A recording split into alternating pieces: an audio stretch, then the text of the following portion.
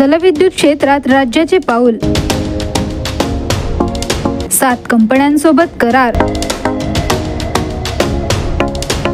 जलविद्युत निर्मितीसाठी pump storage धाटणीच्या प्रकल्पासाठी महाराष्ट्र शासन आणि NTPC, Welspun new energy, NHPC, renew hydro power, THDC India, Torrent power, Adani green energy या कंपन्यांशी महायुती सरकारने नुकतंच सामंजस्य करार केला।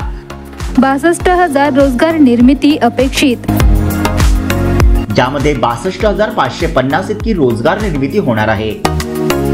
उपमुख्यमंत्री देवेंद्र फडणवीस यांच्या पुढाकाराने हे विक्रमी करार करण्यात आले असून त्यातून 35,240 मेगावॅट वीज निर्मिती होणार आहे।